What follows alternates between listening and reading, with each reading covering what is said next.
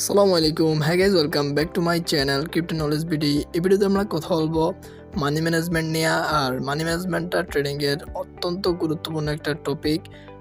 যদি আপনি এই বিষয়টা ফলো না করেন তাহলে আপনি ট্রেডিং থেকে কখনোই ভালো প্রফিট গেইন করতে পারবেন না। তো ভিডিওটা খুবই ইম্পর্টেন্ট হতে যাচ্ছে, ভিডিওটা স্কিপ না করে ফুল কন্টিনিউ করুন। ভিডিও শুরু করার আগে যদি আপনি আমাদের চ্যানেলে ফার্স্ট টাইম এসে থাকেন তাহলে আমাদের চ্যানেলটা সাবস্ক্রাইব করে দেন অ্যান্ড বেল বাটনটা অন করে দেন। মানি ম্যানেজমেন্ট বিষয়টা কি, যেটা অনেক নতুন ট্রেডারই জানে না। তো মানি ম্যানেজমেন্টটা হচ্ছে আপনার ডলার বা টাকা সঠিকভাবে নিয়ন্ত্রণ করার একটা প্রক্রিয়া। মানে আপনার কাছে যদি কিছু ডলার বা টাকা থাকে, তো আপনি এটাকে কীভাবে নিয়ন্ত্রণ করবেন, কীভাবে নিয়ন্ত্রণ করলে আপনার ওই ডলার বা টাকা সেফ থাকবে বা আপনি একটা সুন্দর মানে পরিস্থিতিতে ট্রেডিং করতে পারবেন বা যে কোনো কাজে লাগাতে পারবেন, এটাকে মানি ম্যানেজমেন্টটা বোঝানো হয়েছে। তো এখানে যেখানে আমরা মানি ম্যানেজমেন্ট নিয়ে আলোচনা করব, এখানে আমরা আমাদের ধরে নিলাম টোটাল অ্যামাউন্ট হচ্ছে $1000। এটা এক্সাম্পল স্বরূপ। আপনার এর থেকেও বেশি হতে পারে, কম হতে পারে, আবার আপনার 100 হতে পারে, আপনার 10,000 হতে পারে, as like it is your personal matter. এখানে অ্যামাউন্ট বানানটা ভুল হয়েছে, যার জন্য সরি। তো যেখানে $1000 যদি আপনার থাকে, তাহলে আপনি কীভাবে আপনার মানি ম্যানেজমেন্টটাকে কন্ট্রোল করবেন, মানিটাকে কন্ট্রোল করবেন, সেটা হচ্ছে যেহেতু আমরা ক্রিপ্টো মার্কেটে কাজ করি, এখানে মানি ম্যানেজমেন্ট অনেক ক্ষেত্রে প্রয়োগ হয়। ফরেক্স বা বলেন বা বাইনারি বলেন বা স্টক মার্কেট বলেন, এক একটা সিস্টেমে এক একভাবে। বাট এখানে যদি আমরা ফরেক্সের কথা বলি, এখানে ফরেক্সে 60% ট্রেড অ্যান্ড 70% ট্রেডেড অ্যান্ড 30% থাকে হোল্ড। তো যেহেতু আমরা ক্রিপ্টো মার্কেটে কাজ করি, ক্রিপ্টো মার্কেটটা সবগুলা ট্রেডিং প্ল্যাটফর্ম থেকে বেশি পরিমাণে রিস্কি হয়ে থাকে, যার জন্য মানি ম্যানেজমেন্টটা একটু ডিফারেন্ট। যেখানে যদি আপনার $1000 থাকে, আপনি $1000 60% সমান সমান $600। যদি আপনার $100 হয় তাহলে 60% হবে $60। এগুলো আপনারা নিজের মতো করে যার যা অ্যামাউন্ট সেটা ক্যালকুলেট করে নেবেন।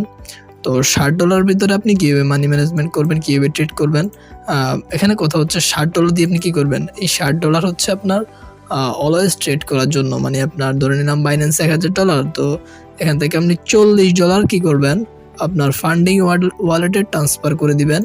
আর বাকি যে 60% আছে এইটা আপনি রাখবেন ট্রেডিং করার জন্য। ট্রেডিংটা করবেন কি, বিভিন্ন কয়েন বা কেউ যখন সিগন্যাল দেবে, বিভিন্ন চ্যানেল বা আপনার নিজের স্ট্র্যাটেজিতে day trading, short trading, long trading যেটাই করেন, এই 60% দিয়ে আপনি করবেন। এখন তো আপনি জানেন না বিটকয়েন কখন ডাম্প হবে, কখন পাম্প হবে। আপনি তো আপনার মতো করে এগুলো দিয়ে ট্রেডিং করবেন অ্যান্ড প্রফিট করবেন, যেটাই করেন। যদি আপনি লসও করেন তাও আপনি 40% ফান্ডিং থেকে আনবেন না। ফান্ডিংটা তখনই কাজে লাগাবেন যখন দেখবেন বিটকয়েন হিউজ ডাম্প,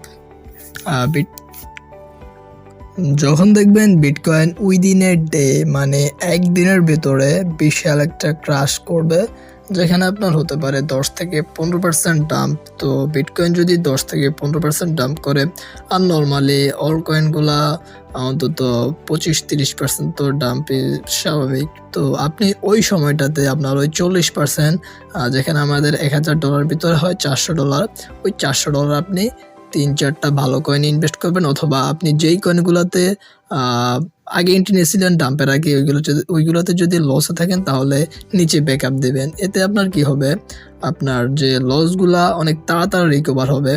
আর যে $60 আপনি রাখবেন প্রতিনিয়ত ট্রেডিংয়ের জন্য, ওই $60 কিন্তু আপনি $600 কিন্তু আপনি একটা দুইটা কয়েনে ইনভেস্ট করবেন না। আপনি অবশ্যই মিনিমাম 4টা থেকে 6টা কয়েনে ইনভেস্ট করবেন। আর অবশ্যই আপনি কোনো কয়েন কেনার আগে একবারে হুট করে কিনবেন না। আর আপনি প্রত্যেকটা কয়েনে অন্তত 2 পার্টে কিনবেন। মানে আপনি একটা কয়েন কিনলেন $10, তো কেনার পর এটা যে পাম্প হবে তেমন সিউরিটি নাই, এটা ডাম্প হতে পারে। তো ডাম্প হওয়ার পর এটা $8 চলে আসলো, দেন আপনি একটা এন্ট্রি নিলেন ওই $600 থেকে আর কি। ওই $400 আনবেন তখনই শুধু যখন আপনার বিটকয়েনটা বিগ ক্রাশ করবে, লুক লাইক এটার মতো।